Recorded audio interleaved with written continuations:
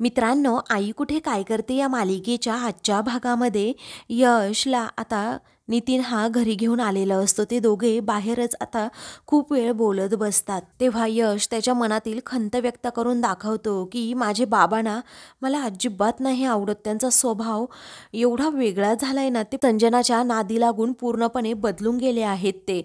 आणि मला असं वाटतं आप्पाला आणि आईला घेऊन कुठेतरी असं लांब जावं जिथे आम्हाला शांतता मिळेल। मग आता नितीन म्हणतो असा विचार सुद्धा करायचा नाही बाळा यश, त्या दोघांना तर चांगलंच आहे, एवढी आयती संपत्ती सुद्धा त्यांना मिळेल, हे घर आप्पांनी एवढं जपलंय ते सहजासहजी त्यांच्या घशात जाईल। तेव्हा यश म्हणतो हो ते तर आहे नितीन सर, पण किती काळ असा आजी आणि आप्पाने त्याचबरोबर आईने हा बाबांचा त्रास सहन करायचा। मला ना कधी कधी खरंच बाबांची लाज सुद्धा वाटते आणि कधी कधी वाईट सुद्धा वाटतं। हे जे काही झालंय ना ते त्यांच्या कृतीमुळे झालंय, त्यांच्या कर्मामुळे झालंय। मग पुढे आता नितीन म्हणतो अशी काहीतरी सिच्युएशन क्रिएट व्हायला हवी ना, ते दोघे स्वतःच घर सोडून जायला हवेत। मग आता यश म्हणतो कसे जातील, कारण त्यांच्याकडे तर जॉब नाहीये, त्याचबरोबर पैसे सुद्धा संपलेत आता, आणि मग इथे राहायला तर मिळतंय अगदी फुकटमध्ये, त्याचबरोबर 2 वेळचं जेवायला सुद्धा मिळतंय, एवढं आयतं सगळं मिळतंय म्हटल्यावर ते का जातील घर सोडून। त्या दोघांनीही आता गप्पा मारल्यानंतर नितीन म्हणतो जा आता तू घरी, घरचे सर्वजण तुझी वाट पाहत असतील, तो माझा इन्स्पेक्टर मित्रच आहे, आपण पुन्हा एकदा त्याला उद्या जाऊन भेटूयात। आता यश ठीक आहे असं म्हणतो आणि पुन्हा एकदा नितीनचे आभार मानतो। मग आता नितीन म्हणतो यश प्लीज सारखे आभार मानू नकोस ना रे असे। अरुंधती एकटीच यशची वाट पाहत बाहेर बसलेली असते। तेव्हा ईशा तेथे जाते आणि म्हणते आई अगं सगळ्यांची जेवणं झाली, तू का नाही बरं जेवलीस। त्यावेळी अरुंधती म्हणते अगं मला भूकच नाहीये, माझा यश तिकडे। मग आता ईशा तिला समजावते आई प्लीज, हे बघ तू असं टेन्शन घेऊ नको, नितीन अंकल गेलेत ना, होईल काहीतरी अगं। पुढे आता तिथे अभि सुद्धा येऊन बसतो। मग अरुंधती रडत असते आणि म्हणते की नक्की पोलीस सोडती ना गं माझ्या यशला।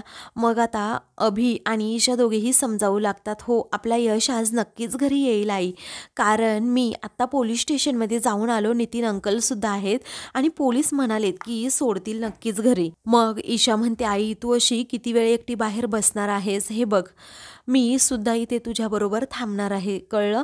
मग अरुंधती म्हणते नको ईशा बाळा तू जा अगं तुझ्या घरी। तेव्हा ईशा म्हणते नाही आई मी नाही जाऊ शकत, कारण यशसाठी मलाही थांबायचंय। मग तुम्ही दोघी अशा किती वेळ बाहेर थांबणार आहात असं अभि विचारतो। तेव्हा तुमच्या अशा थांबण्याने यश येणार आहे का, मग मी सुद्धा इथेच थांबणार असं अभि म्हणतो।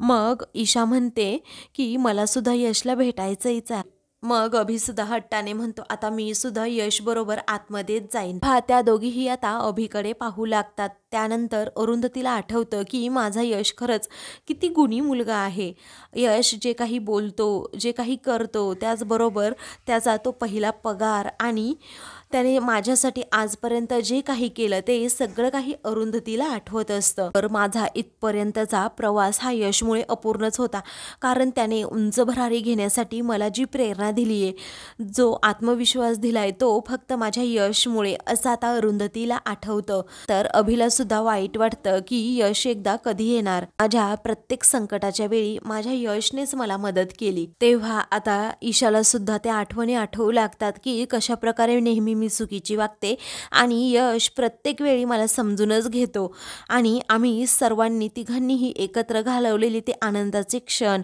त्याचबरोबर मी रुसल्यानंतर माझी दोन्हीही भावंड कशा प्रकारे मला काही ना काही गिफ्ट देऊन मनवायची, हे सगळं काही ईशाला आठवतं।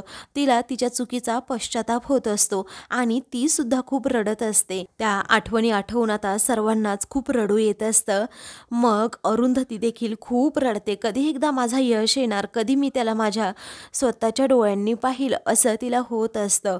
तेवढ्यातच यश आता तेथे येतो, अरुंधतीचे अश्रू पुसतो। तेव्हा यश बाळा तू आलास असं अरुंधती त्याला विचारते। तो म्हणतो हो आई मी आलोय। आता तिघांनाही आनंद झालेला असतो। तेव्हा अरुंधती रडतच विचारते, बाळा तुला त्या पोलिसांनी काही केलं नाही ना रे? मग आता यश म्हणतो, नाही आई, काहीच केलं नाही.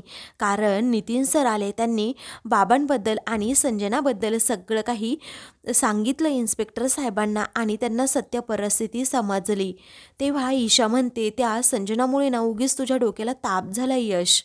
तेव्हा यश म्हणतो, ताप तर झालाच नाही आहे डोक्याला, बरं झालं तिथे त्यांना सगळी परिस्थिती समजली की संजना आणि बाबा कसे आहेत ते. तेव्हा नितीन सरांमुळे हे सगळं काही शक्य झाले असं तो पुन्हा नितीनचं कौतुक करत सांगत असतो.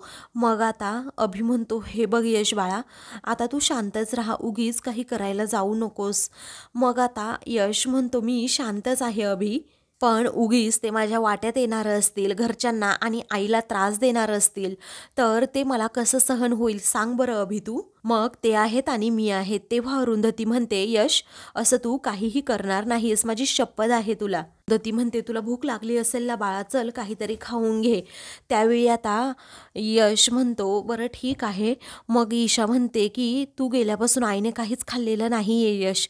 तेव्हा यश म्हणतो, चल आई, मी तुला भरवतो. तर दुसऱ्या दिवशी अरुंधती आता रेकॉर्डिंगसाठी निघालेली असते. आप्पा तिला दही साखर खायला देतात आणि म्हणतात की चांगला ठणकावून आवाज काढाने एकदम मस्त रेकॉर्डिंग झालं पाहिजे हां. तेव्हा अरुंधती म्हणते, हो आप्पा. मग तू एकटीच चालली का? यश कुठे आहे असं ते विचारतात. तेव्हा ती म्हणते, हो आप्पा, त्याला रेकॉर्डिंगची तयारी करायची होती ना, म्हणून तो गेला पुढे. मी जाते ना माझी एकटी, कारण त्याने मला पत्ता आणि त्याचबरोबर फोन नंबरसुद्धा दिलाय, पण रेकॉर्डिंग सुरू असताना माझा फोन बंद असेल हा, तेवढं समजून घ्या. आप्पा म्हणतात, हो ठीक आहे बाळा. मग आता अरुंधती म्हणते, आप्पा जर काही अडचण आलीस तर मी रेकॉर्डिंग करणार आहे ना, त्या ठिकाणचा पत्ता आणि फोन नंबर सुद्धा लिहून ठेवलाय हां. आप्पा ठीक आहे असं म्हणतात. तेव्हा आप्पा म्हणतात, माझी काळजी करू नको, पण तू व्यवस्थित जा. काही लागलं तर अनघा आणि कांचन आहेच की. मग आता अनघा आणि आरोही या दोघीही सकाळीच डॉक्टरांकडे गेल्या आहेत. बरोबर आई सुद्धा मंदिरात गेल्यात. वजन येईपर्यंत तुम्ही एकटेच घरात असणार आहेत. अरुंधती आता निरोप घेऊन जेव्हा तेथून जाते, तेव्हा मात्र आता आप्पा हे जरा रागातच संजना आणि अनिरुद्धकडे पाहत असतात. तर ते रागात पाहून तेथून जातात. मग आता अरुंधतीने ज्या डायरीमध्ये नंबर आणि त्याचबरोबर रेकॉर्डिंगचं ठिकाण लिहिलेलं असतं, तीच डायरी नेमकं अनिरुद्ध आणि संजना घेतात आणि त्यामध्ये पाहतात की नक्की कोणता पत्ता आहे ते. काही वेळानंतर अनिरुद्ध संजना हे दोघेही आता बाहेर जाण्याच्या तयारीतच असतात. मग भोसले बिल्डरला फोन करून अनिरुद्ध म्हणतो, हे पहा भोसले बिल्डर, तुमचे पैसे मिळतील आणि तुम्हाला हा बंगलाही हवाय ना, तर तोही मिळेलच. अजिबात काळजी करू नका, पण त्या अगोदर तुला एक काम करावं लागेल भोसले, असं म्हणून तो काय काम आहे ना ते फोनवर सांगत असतो. तर भामटी संजना हे सगळं बोलणं ऐकत असते. तेव्हा भोसले आपलं नक्की काम करेल ना असं संजना जेव्हा विचारते, तेव्हा अनिरुद्ध म्हणतो, हो नक्की करेल, कारण त्या भोसलेचा आपल्या बंगल्यावर डोळा आहे आणि कसं आहे ना, त्याला जर हा बंगला मिळाला तर तो हवाच आहे. तेव्हा कोणत्याही परिस्थितीमध्ये मला हा बंगला मिळवायचाच आहे आणि हे पैसे सुद्धा, असं अनिरुद्ध म्हणतो. मग आता संजना त्याला धीर देत म्हणते की काळजी करू नकोस, तू काहीही कर, मी तुझ्या सोबतच असेन, अजिबात माझ्याबद्दल डाऊट आता घेऊ नकोस तू. तेव्हा अनिरुद्ध हो असं म्हणतो. इकडे अरुंधती आता रेकॉर्डिंगसाठी चाललेली असताना यश नेमकामध्येच कॉल करतो आणि विचारतो, काय गाई तू निघाली आहेस ना, कारण अर्ध्या तासामध्ये आपल्याला रेकॉर्डिंग सुरू करायचंय. अरुंधती म्हणते, हो बाळा, अरे निघालेच आहे, मी वाटेतच आहे. तेव्हा यश विचारतो, तू मॅपवर व्यवस्थित लोकेशन टाकलंय का? मी तुला सेंड केलंय बघ. मग आता अरुंधती म्हणते, हो रे बाळा, तसं या ड्रायव्हरला माहीत आहे, हे नेतील म्हटले बरोबर.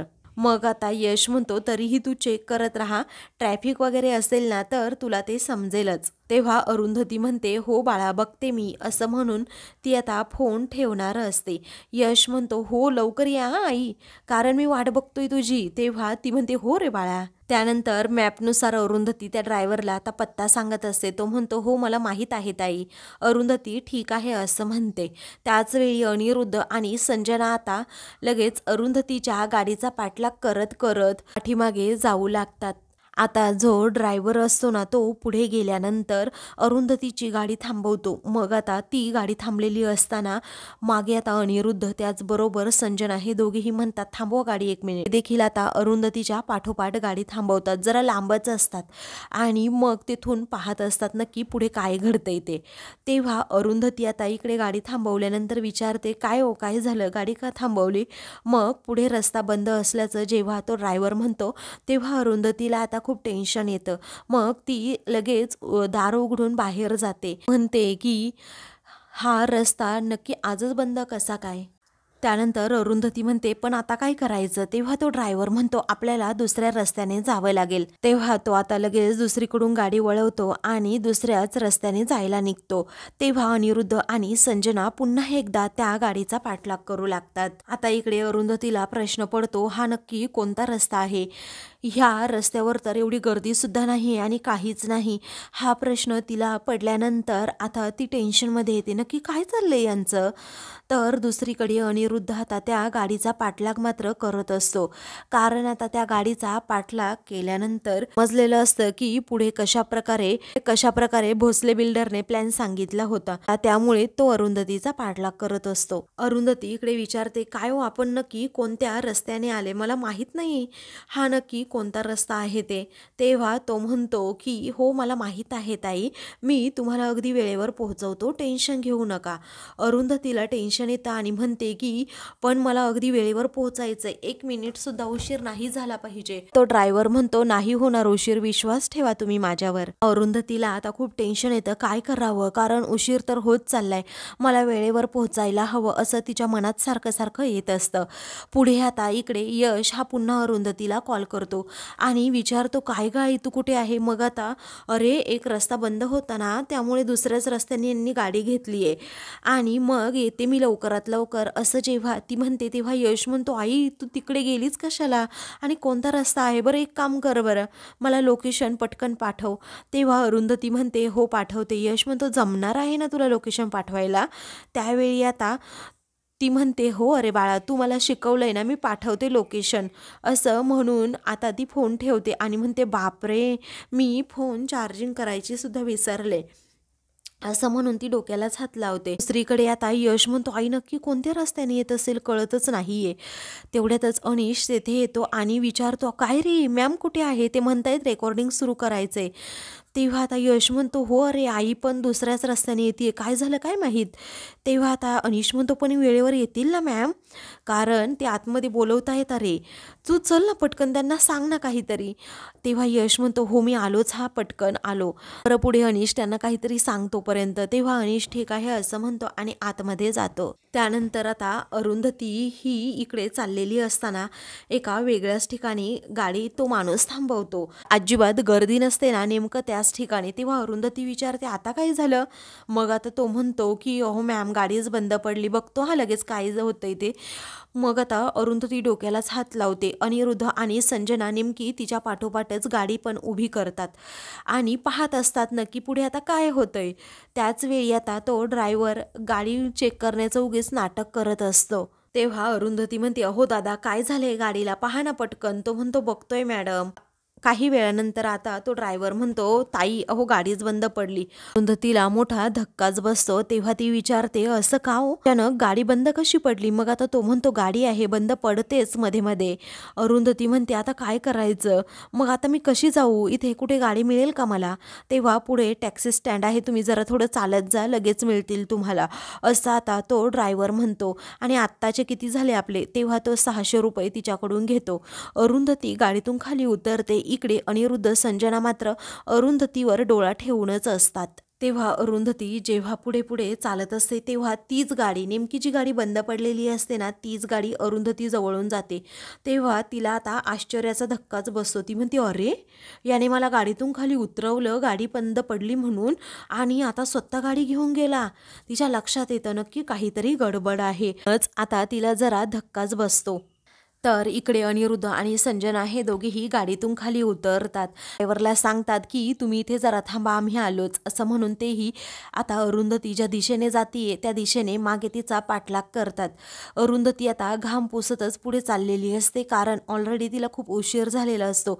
आता रेकॉर्डिंगसाठी अजिबात उशीर व्हायला नको असं आता ती म्हणत असते आणि धावतच जरा पुढे चाललेली असते. समोरून 2 गुंड येतात आणि तिला तिला म्हणतात की आम्ही भोसले बिल्डरची माणसं आहोत.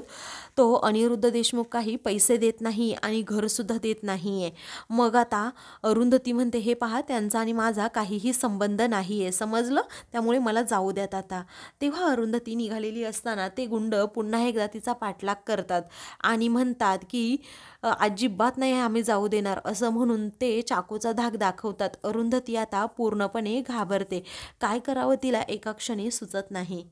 इकडे आता ती गुंड म्हणतात की आम्हाला काही सांगायचं नाही, गुपचूप आमच्यासोबत चालायचं तुम्ही. तेव्हा अरुंधती म्हणते, कुठे जायचंय, असं म्हणून ती आता एकदम शांत होते. ज्या गुंडाच्या हातात सुरा असतो ना, नेमका तो सुराचा आता खाली फेकते. तो गुंड सुद्धा दुसरीकडे जाऊन पडतो. आता अरुंधती ही रागातच त्या दुसऱ्या गुंडाकडे पाहते, धक्का देऊन जोरात पुढे पळणार असते, परंतु आता तो तिचा हातच पकडून ठेवतो. अरुंधती स्वतःला सोडवून घेण्याचा खूप प्रयत्न करत असते आणि म्हणत असते, सोड मला अगोदर. अनिरुद्ध आणि संजना मात्र तिची गंमत आता पाहत असतात. आता खूप जोर लावून जेव्हा अरुंधती पळत असते तेव्हा ते गुंड तिच्या पाठीमागे धावतात आणि थांब थांब असं तिला म्हणतात. अरुंधती ज्या दिशेने जाती ना त्याच दिशेने अनिरुद्ध आणि संजना दोघेही जातात आणि मग अरुंधती अजिबात त्यांना न घाबरता पुढे पुढे आपली पळू लागते, स्वतःचा बचाव करू लागते. इकडे आता यश हा खूप टेन्शनमध्ये असतो आणि म्हणतो, आईचा फोन का लागत नाहीये, एवढा वेळ स्विच ऑफ का लागतोय कळतच नाहीये.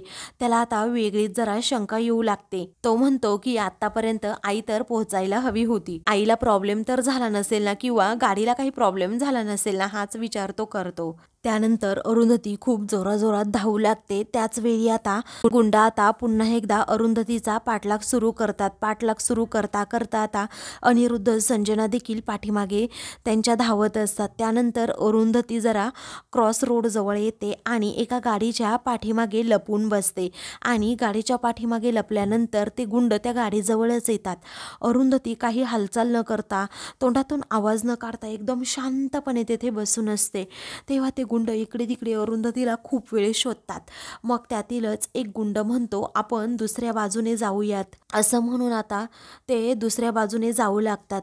तेव्हा अरुंधती आता त्याच संधीचा फायदा घेत आता पुढे जाते आणि पुढे गेल्यानंतर अनिरुद्ध संजना हे देखील तिच्या पाठोपाठ तिचा पाठलाग करू लागतात आणि त्या गुंडांना शोधत असतात की अरुंधतीच्या पाठीमागे हे गुंड कसे नाहीत. त्या दोघांनाही आता प्रश्न पडलेला असतो. आता स्वतःचा सगळा जीव पणाला लावून पळत असते. त्याच वेळी समोरून कुणाची तरी एक गाडी येते आणि ती गाडीला नेमकी अरुंधती जाऊन जोरात धडकते. आता अरुंधतीचं डोकं नेमकं त्या गाडीवर आपटतं, तिच्या हातातून मोबाईल खाली पडतो. इकडे मात्र अनिरुद्ध आणि संजनाला प्रचंड धक्का बसतो.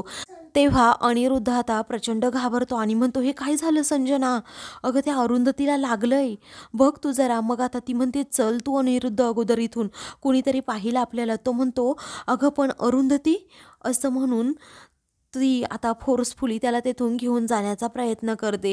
तो म्हणतो, नाही संजना, अरुंधतीला लागलंय, असं आपण एकटीला नाही सोडू शकत.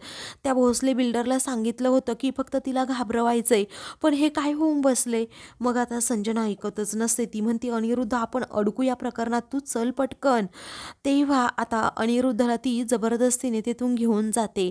मग आता अनिरुद्ध तरीही सारखा मागे येत असतो आणि अरुंधतीकडे पाहत असतो. त्याला फक्त अरुंधतीला घाबरवायचं असतं आणि तिच्याकडून पैसे घ्यायचे असतात, तिला अद्दल घडवायची असते, पण तिला मारण्याचा अनिरुद्धचा असा कोणताही हेतू नसतो. आणि पण संजनामुळे आता तो लगेच पुढे निघून जातो. अरुंधती एकटीच बिचारी तेथे असते. तर दुसरीकडे आता यश हा खूप टेन्शनमध्ये असतो, कारण ऑलरेडी सगळा सेट तयार झालेला असतो आणि अरुंधती येण्याची सर्वजण वाट पाहत असतात. इकडे मात्र अरुंधतीचं डोकं जोरातच त्या गाडीवर आदळल्यामुळे ती आता पूर्णपणे बेशुद्ध झालेली असते. तर आता मित्रांनो, पुढील भागामध्ये अरुंधतीला हॉस्पिटलमध्ये ॲडमिट केलं जातं. त्याच वेळी आता अनिरुद्ध हा खूप घाबरतो. त्याला काय करावं सुचत नाही. रात्रीची वेळ असते, घरात कुणीही नसतं. मग आता अनिरुद्ध हा झोपलेला असतो, पण त्याला काही झोप येत नसते. तेवढ्यातच अभिचा फोन येतो आणि तो खूप वेळनुसार रडतच बसतो. तेव्हा काय झालं असं अनिरुद्ध अभिला विचारतो. तेव्हा तो फक्त आता म्हणत असतो, आपली आई, आपली आई. मग आता आईला काय झालं, बोल ना पटकन अरे बाळा, असं अभि म्हणतो. तेव्हा आपली आई गेली असं अभि जेव्हा सांगतो तेव्हा अनिरुद्धला घामच फुटतो. अरुंधतीचा मृत्यू झाला हे त्याला जेव्हा समजतं तेव्हा त्याला आता खूप टेन्शन येतं. तर आता तेवढ्यातच कोणीतरी दार उघडतं. तर अनिरुद्धला समोरचं ते दृश्य पाहून अजूनच घाम फुटतो. काय करावं त्याला सुचत सुद्धा नाही. तर आता मित्रांनो, पुढील भागामध्ये नक्की अरुंधतीचा मृत्यू झाला असेल की अरुंधतीने मृत्यूचं नाटक करून अनिरुद्धला बरोबर रंगेहात पकडलं असेल, हे पाहणं तितकंच मनोरंजक ठरणार आहे. तर आता मित्रांनो, अशाच मालिकेंचे पुढील भाग पाहण्यासाठी चॅनलला सबस्क्राईब करा.